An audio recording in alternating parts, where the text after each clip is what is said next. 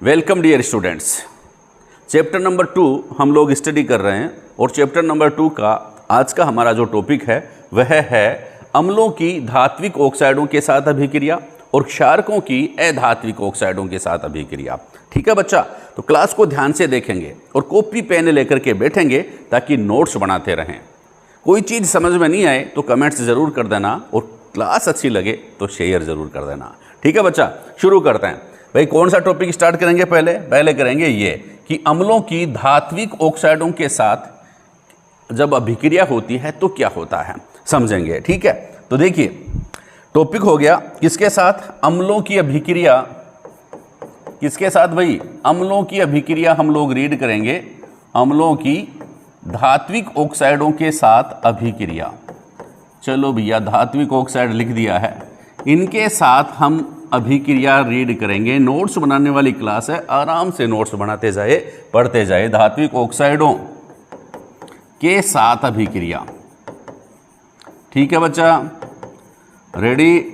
चलो, ये अपना टॉपिक हो गया कि जब अम्ल धात्विक ऑक्साइडों के साथ अभिक्रिया करते हैं तो क्या होता है। चैप्टर नंबर 1 में वापस चलते हैं। उसमें हमने एक क्रियाकलाप पढ़ा था। क्या पढ़ा था?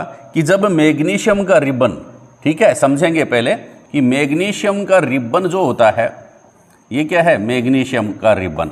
ध्यान से देखना, मैग्नीशियम का रिबन जो होता है इसको हम जब जलाते हैं, मैग्नीशियम के रिबन को हम क्या करते हैं बच्चा? जब जलाते हैं, ठीक है, किसी भी सहायता से आप इसको जला लीजिए। जब मैग्नीशियम का रिबन जो है इसको हम जलाएंगे, मैग्नीशियम का सूत्र क्या होता है? Mg। ठीक है, Mg।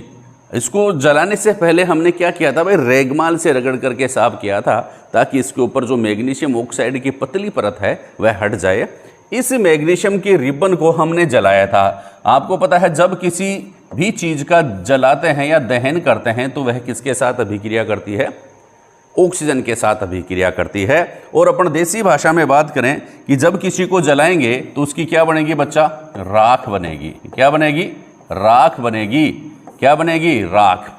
और साइंस की भाषा में अपन देखेंगे तो मैग्नीशियम ऑक्साइड बनेगा।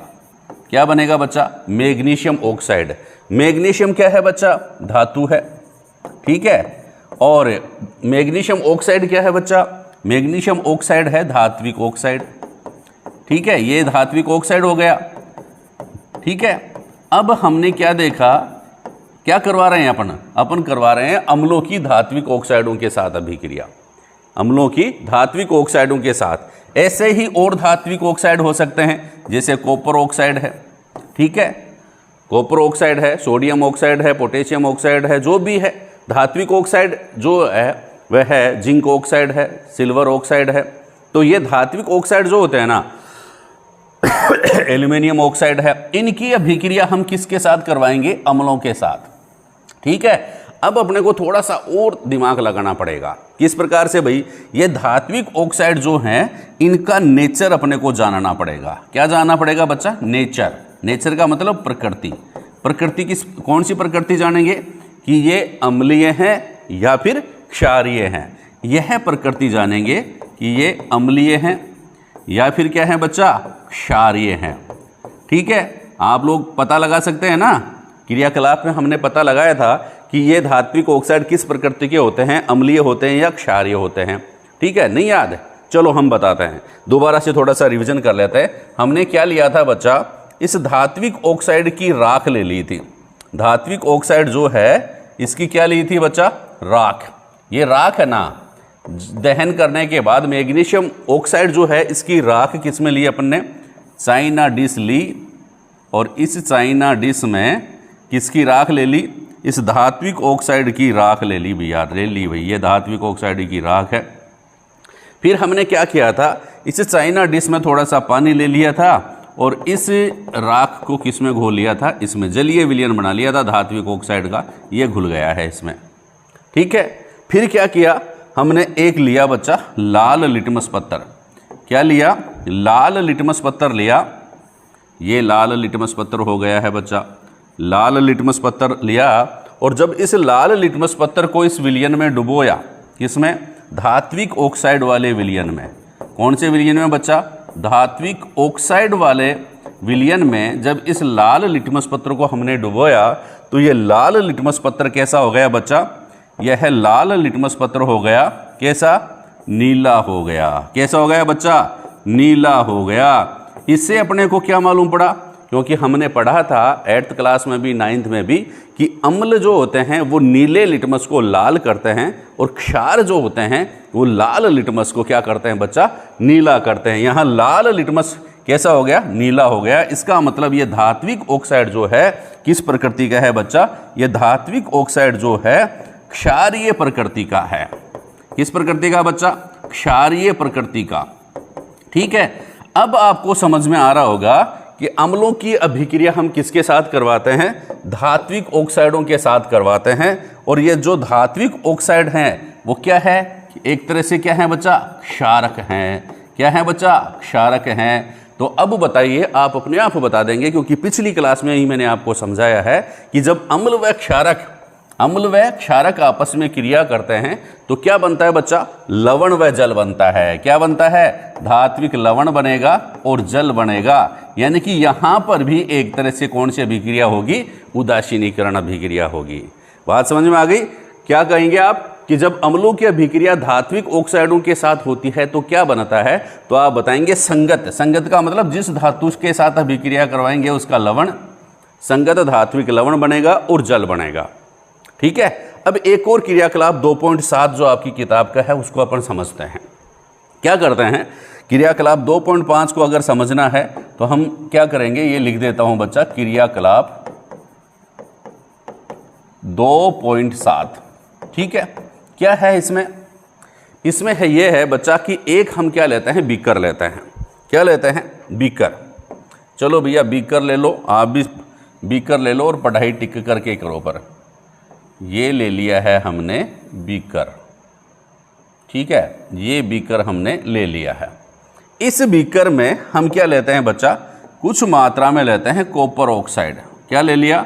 कॉपर ऑक्साइड ले लिया। ये क्या है? Copper oxide.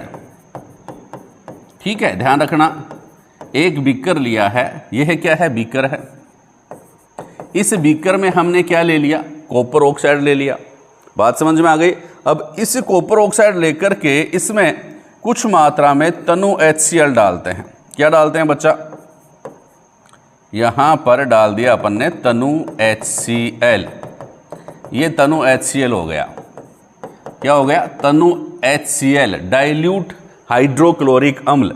इसमें तनु HCl डाल दिया तो क्या हुआ? ये जो कॉपर ऑक्साइड जो है वह इसमें घुल जाता है।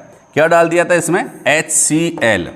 अब आपको समझ में आ रहा होगा कि HCl तो क्या है बच्चा? अम्ल है। और कॉपर ऑक्साइड क्या है बच्चा? क्षारक है। ठीक है, अम्ल है और क्षारक है। मतलब ये दोनों जब अम्ल व क्षारक एक जगह हो गए हैं, एक जगह हो गए ना, अम्ल और क्षारक है। किस में हो गए हैं? इसमें हो गए हैं, बीकर में। ठीक है, यही तो अपन कर रहे हैं कि अम्ल जब धात्विक ऑक्साइड, कॉपर ऑक्साइड क्या है? धातु है, कॉपर धातु है ना, तो ये धात्विक ऑक्साइड हो गया। इसकी प्रकृति कैसी है? क्षारक है। तो जब अम्ल व धात्विक ऑक्साइड आपस में क्रिया करते हैं तो क्या हो गया? यहाँ पर जैसे ही हमने इसको मिलाया तो ये कॉपर ऑक्साइड यानी कि कॉपर की जो राख है वो किस में घुल गई भाई? इस HCl के विलयन में घुल गई। और ये जो विलयन जो है ना वह नीला हरा हो गया। किस प्रकार का बच्चा? नीला हरा सॉल्यूशन हो गया। ध्यान से देखना भाई, किस प्रकार का सॉल्यूशन हो गया? एक नील हरित सॉल्यूशन यहाँ पर हो गया है। नीला हरा विलयन इसमें बन जाता है, ब्लू ग्रीन। ठीक है, ब्लू ग्रीन जो सॉल्यूशन इसमें बन जाता है, नील हरित विलयन, इसको अपन कहेंगे नील हरित, सेवाल मत करना, नील हरित विलयन इसमें बन जाता है। अब आपको दिमाग में समझ में आ रहा होगा, पूछते हैं प्रश्न कि एक पदार्थ जो है X है, उस पदार्थ की अभिक्रिया, एक पदार्थ क्या है? X है, उस पदार्थ की अभिक्रिया किसी अम्ल Y के साथ हम करवाते हैं तो नील हरित सॉल्यूशन Z प्राप्त होता है। नील हरित सॉल्यूशन क्या प्राप्त होता है? Z प्राप्त होता है। तो पदार्थ X, Y व Z को पहचानिए तथा अभिक्रिया का समीकरण दीजिए। तो आप क्या करेंगे? इसका आंसर कैसे देंगे? आप इसका आंसर देंगे, क्या आपने बताया कि एक पदार्थ जो है X, ठीक है, किसी अम्ल Y के साथ अभिक्रिया करता है, तो इन दोनों के बीच जब अभिक्रिया होती है तो क्या होता है भाई, वह नील हरित सॉल्यूशन हमरे को प्राप्त होता है। ये नील हरित सॉल्यूशन इसने लिख दिया और अपने को एक क्लू मिल गया कि नीला हरा विलयन कब प्राप्त होगा। तो प्रश्न क्या बनता है कि एक पदार्थ X, Y व Z को पहचानिए। तो आप पहचानेंगे पहले पदार्थ X कौन सा है, आंसर क्या हो जाएगा, पदार्थ X। पदार्थ X कौन सा है बच्चा, पदार्थ X है कॉपर ऑक्साइड। क्या है बच्चा, कॉपर ऑक्साइड, ठीक है। सूत्र क्या हो जाएगा, CuO, ठीक है। दूसरी बात, पदार्थ Y कौन सा है, पदार्थ Y है बच्चा HCl, ठीक है बच्चा। और नील हरित विलयन जो है यानी कि पदार्थ Z या नील हरित विलयन कौन सा है, आप बताएंगे कॉपर क्लोराइड CuCl2, ठीक है। अगर आपने ये तीनों बातें बता दी तो आपका नंबर कितने आ जाएंगे, आधा इसका और आधा इसका, 1.5 नंबर आपका पक्का हो जाएगा एग्जामिनेशन की दृष्टि से, ठीक है बच्चा। अब आप लोगों से पूछेंगे अभिक्रिया का समीकरण दीजिए, तो आप बच्चा दे देना अभिक्रिया का समीकरण किस प्रकार से देंगे, अभिक्रिया का समीकरण लिख लो। क्या लिखेंगे, अभिक्रिया का समीकरण लिखेंगे, अभिक्रिया का समीकरण। देखिए कैसे समीकरण लिखेंगे कि हमने क्या करवाया, अम्ल HCl लिया था और धात्विक ऑक्साइड कौन सा, कॉपर ऑक्साइड लिया था। ये दोनों जब आपस में अभिक्रिया करते हैं तो क्या बनता है, कॉपर क्लोराइड बनता है CuCl2। ये कॉपर क्लोराइड का नील हरित विलयन प्राप्त होता है, साथ में क्या बनता है बच्चा, जल बनता है H2O, ठीक है। यहाँ पर आप 2 लिख दीजिए, समीकरण संतुलित हो जाएगा। बात समझ में आ गई। तो ये तो क्या हो गया, क्या होता है भाई, जब धात्विक ऑक्साइड किसके साथ अभिक्रिया करते हैं, जब धात्विक ऑक्साइड अम्लों के साथ अभिक्रिया करते हैं तो क्या बनता है, धात्विक लवण बनता है और जल बनता है। ये बात आप ध्यान में रखना, ये प्रश्न इस प्रकार से एग्जामिनेशन में पूछा जाएगा, ये भी आप लोग ध्यान में रखना। अब अपना दूसरा टॉपिक हम शुरू करेंगे। दूसरा टॉपिक क्या है कि जब क्षारकों की अभिक्रिया, दूसरा टॉपिक देखिए, दूसरा टॉपिक है अपना कि जब क्षारकों की अभिक्रिया किसके साथ होती है, क्षारकों की अभिक्रिया अधात्विक ऑक्साइडों के साथ होती है, अधात्विक ऑक्साइडों के साथ होती है। तो क्या होता है, जब क्षारकों की अभिक्रिया किसके साथ होती है, अधात्विक ऑक्साइडों के साथ होती है, तो क्या होती है, या क्षारक जो होते हैं अधात्विक ऑक्साइडों के साथ अभिक्रिया करते हैं तो क्या बनता है। तो आप देखिए, आपको पहले तो याद हो ही गया कि क्या याद हो गया कि अम्ल जब धात्विक ऑक्साइडों के साथ अभिक्रिया करते हैं, धात्विक ऑक्साइड किस प्रकार के होते हैं, क्षारीय प्रकृति के होते हैं। इसलिए आप ये ध्यान में रखें कि अधात्विक ऑक्साइड जो होते हैं ना, वो किस प्रकृति के होते हैं बच्चा, अम्लीय प्रकृति के होते हैं। ये ध्यान में रखना, इसमें भी ए है और इसमें भी ए है, अधात्विक अम्लीय, अधात्विक अम्लीय। अधात्विक ऑक्साइड किस प्रकृति के होते हैं, अम्लीय प्रकृति के होते हैं, और धात्विक ऑक्साइड किस प्रकृति के होते हैं बच्चा, क्षारीय प्रकृति के होते हैं। अब एक एग्जाम्पल लेते हैं अपन, ठीक है। कौन से एग्जाम्पल, आपने carbon dioxide gas CO2 gas किसमें प्रवाहित की थी, चूने के पानी में। मैंने बताया था कि कार्बन डाइऑक्साइड गैस को चूने के पानी, चूने का पानी क्या सूत्र होता है, CaOH2, इसमें प्रवाहित की थी, ठीक है। अब इन दोनों पे ध्यान दे लीजिए। CO2 में C जो है ना, C जो है वह अधातु है, ठीक है। क्या है, C क्या है, अधातु है, और यह है इस किसके साथ अभिक्रिया, ऑक्सीजन के साथ अभिक्रिया कर रहा है, इसलिए ये क्या हो गया बच्चा, अधात्विक ऑक्साइड। वैसे कार्बन डाइऑक्साइड है, लेकिन कार्बन डाइऑक्साइड क्या होता है, अधात्विक ऑक्साइड होता है। क्या होता है बच्चा, अधात्विक ऑक्साइड। किसके साथ अभिक्रिया है, कर रहा है, चूने का पानी। क्या है वैसे, ये चूने का पानी है, कैल्शियम हाइड्रोक्साइड CaOH2, इसको चूने का पानी कहते हैं, लाइम वाटर कहते हैं। तो चूने के पानी में इसको प्रवाहित किया चूने का पानी, कैल्शियम हाइड्रोक्साइड OH जुड़ा हुआ है, इसलिए ये क्या है बच्चा, क्षारक है। क्या है, क्षारक। मतलब अधात्विक ऑक्साइड किसके साथ अभिक्रिया कर रहे हैं, क्षारकों के साथ अभिक्रिया कर रहे हैं। तो बन क्या रहा है, क्या बन रहा है बच्चा, देखो ध्यान से, क्या बन रहा है, चूने का पानी किस प्रकार का हो रहा है, दूधिया हो रहा है। मतलब क्या बना था, कैल्शियम कार्बोनेट बना था पहले, और कैल्शियम कार्बोनेट के साथ जल बना था। तो कैल्शियम कार्बोनेट क्या बन गया, धात्विक लवण। ठीक है, धात्विक लवण बन गया, और इसके साथ में क्या बन गया बच्चा, जल बन गया। मतलब सेम वो ही उदासीनीकरण अभिक्रिया हो रही है कि जब अम्ल व क्षार, ये भी अम्ल, CO2 क्या अधात्विक ऑक्साइड हो गया, इसकी प्रकृति कैसी है बच्चा, अम्लीय है। अधात्विक ऑक्साइडों की प्रकृति किस प्रकार से है, अम्लीय है।